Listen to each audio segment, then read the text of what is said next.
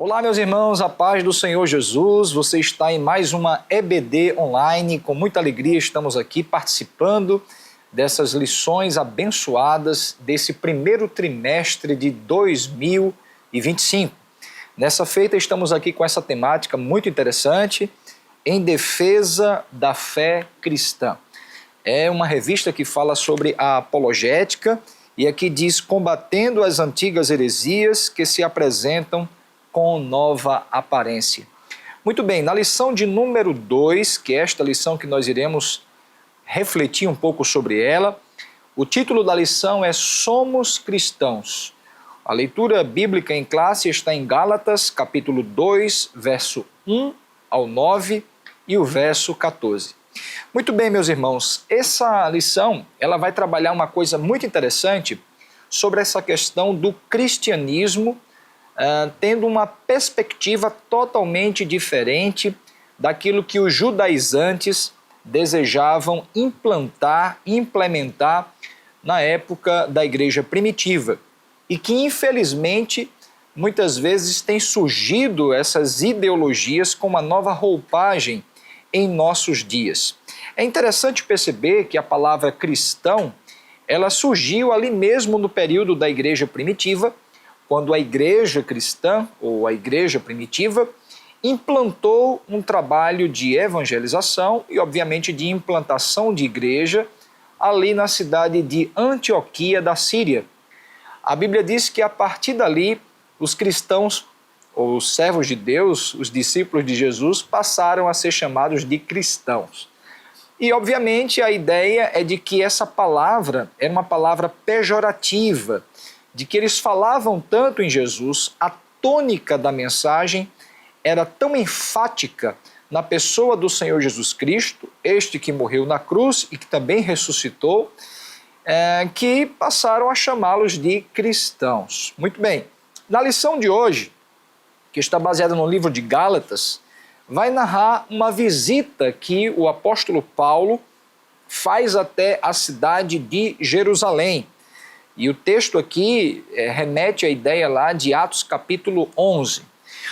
Provavelmente essa visita de Paulo a Jerusalém, quando ele se depara com a liderança da igreja, onde estava ali Pedro, Tiago e João, quando Paulo vai até a liderança dessa igreja, tinha como objetivo, segundo o comentarista da lição, de levar alguns donativos para aquela igreja que estava passando por algumas dificuldades financeiras. Mas, além disso, ele tinha como objetivo apresentar o evangelho que ele estava pregando. Os irmãos bem sabem que Paulo, outrora chamado de Saulo, ele foi um perseguidor da igreja primitiva, ele era um fariseu, da seita dos fariseus, ele não cria que Jesus era o Messias e, portanto, ele perseguia a igreja cristã. À medida que ele teve um encontro pessoal com Jesus no caminho de Damasco, se converte a Cristo, ele passa a falar sobre Jesus, ele passa a pregar acerca de Jesus e ele abandona toda aquela gama de conhecimento que ele tinha fundamentado no judaísmo e, obviamente, no farisaísmo.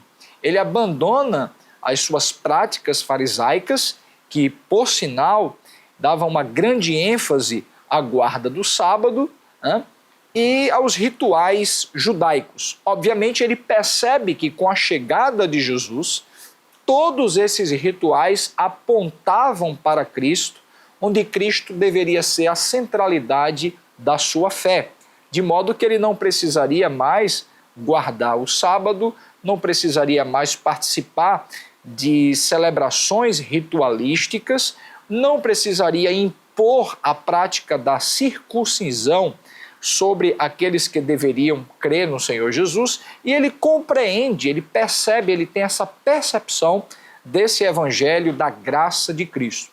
Ele se converte e ele passa a pregar este evangelho do Senhor Jesus Cristo, ele passa a anunciar esse evangelho do Senhor Jesus Cristo, que obviamente não dependia de práticas judaicas que estavam presentes no Antigo Pacto, no Antigo Testamento.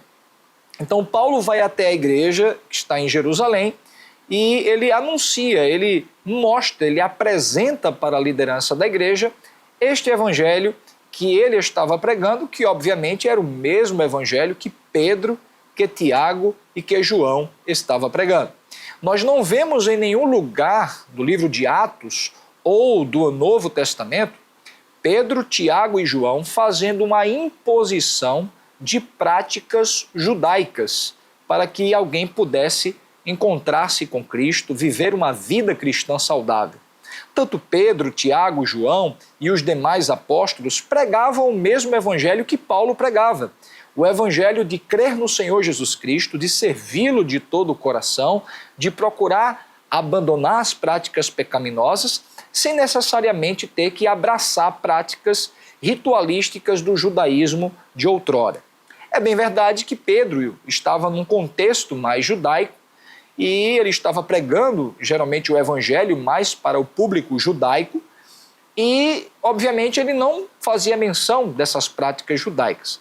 Porém, nós vemos Pedro sendo o primeiro apóstolo a pregar a um gentio, ou seja, alguém que não era judeu, e este é Cornélio, e ao pregar o evangelho para Cornélio, a manifestação do Espírito Santo se dá ali naquele lugar, está no capítulo 10 do livro de Atos, e em momento algum nós vemos Pedro fazendo uma imposição para Cornélio, que era um gentio, era um romano, para que este abraçasse práticas ritualísticas do judaísmo.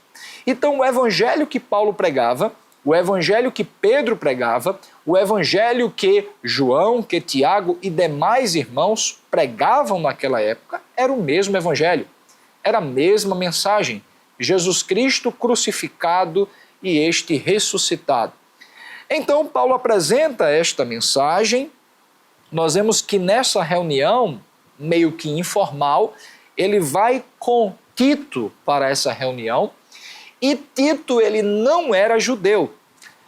Acredita-se que ele sofreu algum tipo de pressão para que Tito fosse circuncidado. Lembremos que a circuncisão foi um mandamento que Deus estabeleceu para Abraão e os nascidos da sua casa, ou seja, era um mandamento mais especificamente para os judeus, que todo primogênito, ou todo homem, nascido na casa de um judeu, ele deveria ser circuncidado ao 8º dia. Obviamente, Tito, ele não era judeu, ele era gentil. Então, Paulo não cedeu a essa pressão de circuncidar Tito, basicamente por 2 motivos. Tito, ele era gentil, ele não estava sob essa tradição de ser circuncidado. Segundo, é que isso poderia provocar um certo dilema ali na igreja primitiva. Poderia dar-se a entender que para alguém ou para um gentio ser salvo, ele teria que se circuncidar. Nós sabemos que a circuncisão para gentios era uma prática do judaísmo. Aqueles gentios que desejavam entrar no judaísmo, isso na antiga aliança era muito comum, eles deveriam passar por algumas cerimônias de purificação e deveriam se circuncidar. Obviamente, no cristianismo, obviamente nessa nova aliança, não há a necessidade de circuncisão. Basta crer no Senhor Jesus e a circuncisão que acontece é a circuncisão do coração.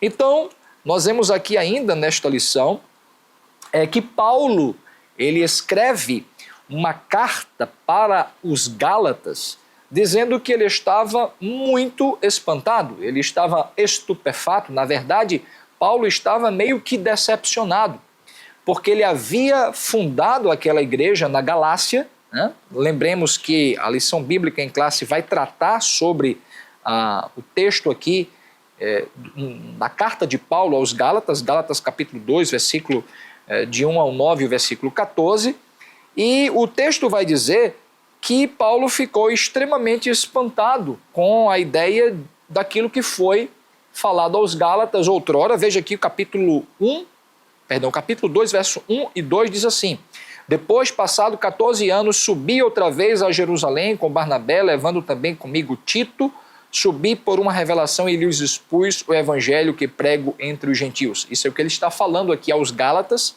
que ele foi até Jerusalém naquela ocasião que outrora acabei de citar. E se os irmãos perceberem nessa carta aos Gálatas, Paulo ele faz uma defesa do seu apostolado e ele faz uma defesa do evangelho que ele estava pregando. Por que Paulo faz isso? Porque quando Paulo pregou o evangelho aos Gálatas, anos depois dele estar ali na igreja da Galácia, de ter estabelecido a igreja ali, ele precisou conduzir-se, ir até um outro local e desenvolver a pregação, a ministração do evangelho em vários lugares. Na ausência de Paulo, alguns judaizantes, eles chegaram ali. E quem eram os judaizantes? Eram judeus que tinham práticas judaicas e que, por sua vez, se converteram ao cristianismo.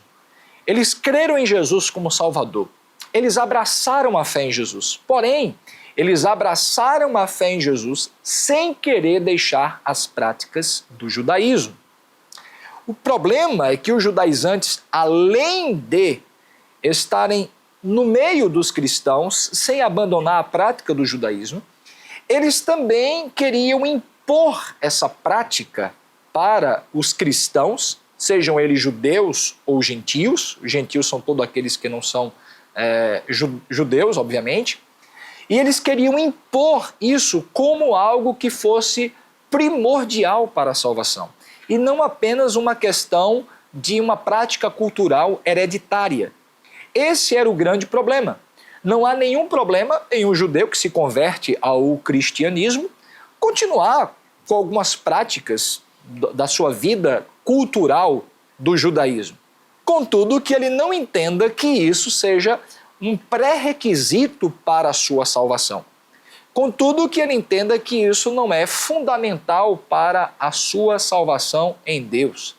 Ele entenda que somente Jesus Cristo é o Salvador e que o crer em Jesus é fundamental para a salvação.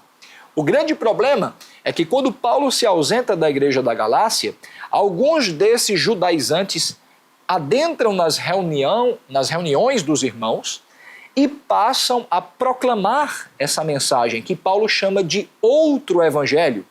Ou seja, é uma outra mensagem que destoa da mensagem do evangelho do Senhor Jesus Cristo.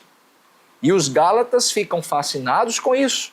Eles acham interessante essa nova ideia de que eles deveriam crer no Senhor Jesus, mas também deveriam abraçar as práticas ritualísticas do judaísmo como meio de salvação.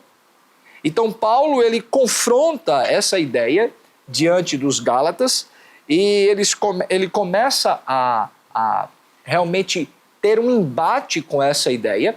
Tanto é que em Gálatas capítulo 1 e o versículo de número 8, ele diz que ainda que alguém, ou até mesmo ele mesmo, ou um anjo, venha e pregue um outro evangelho, além daquele que já tenha sido pregado, seja anátema, seja maldito, é maldição, não é bênção.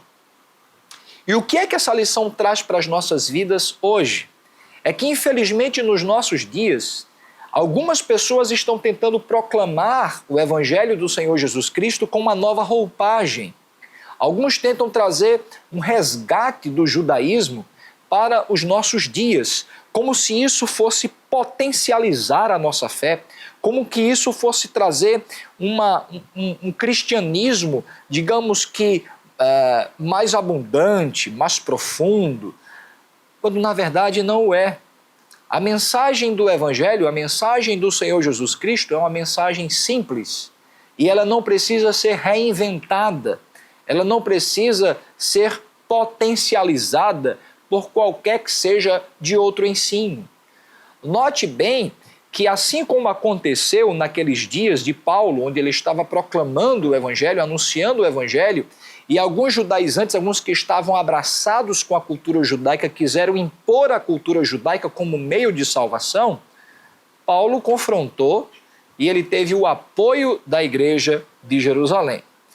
Assim, nos nossos dias, tem surgido alguns movimentos que estão tentando resgatar práticas do judaísmo, como que isso fosse trazer uma força espiritual maior para a vida dos cristãos. Por exemplo, há muitos pregadores aí afora eles têm sugerido que os cristãos devem, por exemplo, ter grandes objetos de culto no seu templo, como a menorá, que é também chamada de candelabro. É como se tivesse um candelabro ali no templo, ou no púlpito, aquilo fosse trazer uma unção espiritual maior, quando na verdade não é. O candelabro era um objeto de uso do templo judaico. Isso não há uma necessidade de utilizá-lo nos nossos dias para potencializar a nossa fé. Uma outra coisa também era que se usava o shofar, que era um instrumento musical, podemos dizer assim, um estilo berrante, né? Que é feito de chifre de animais. E alguns chegam a dizer nos nossos dias que ter os instrumentos musicais que nós temos hoje não é suficiente para a adoração a Deus. É importante ter um shofar, porque de repente, se utilizar um shofar no momento de culto, isso vai trazer uma maior unção no momento da adoração. Lamentável essa colocação, em momento nenhum no Novo Testamento vemos essa prática. Quer ver uma outra coisa também? O óleo.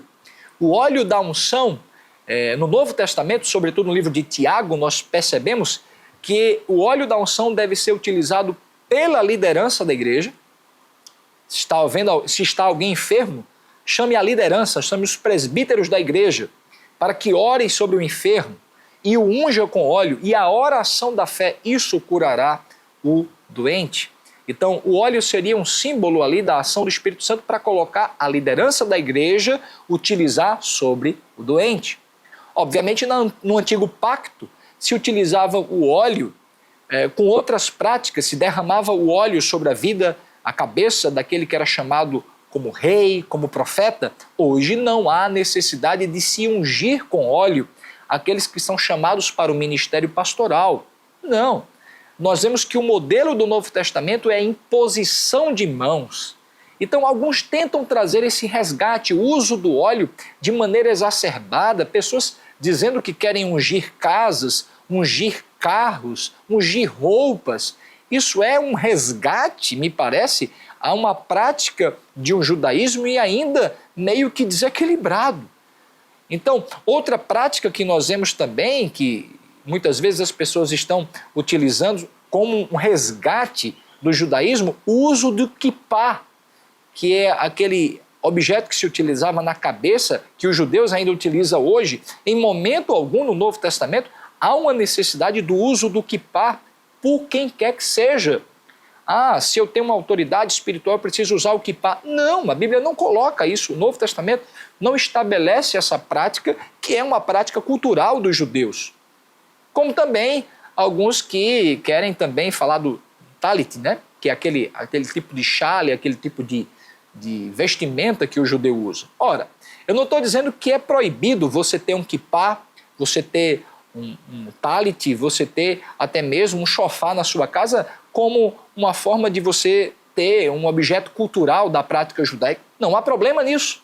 Mas você não pode estabelecer isso como um objeto que seja ritualístico, essencial para o culto cristão, essencial para a saúde espiritual do cristão.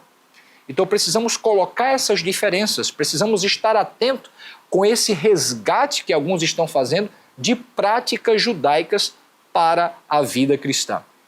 É bem verdade que existem judeus que estão se convertendo ao cristianismo, judeus messiânicos, e que muitas vezes guardam algumas práticas hereditárias da sua vida cultural. A lição vai falar sobre isso, e que quanto a isso devemos estar tranquilos.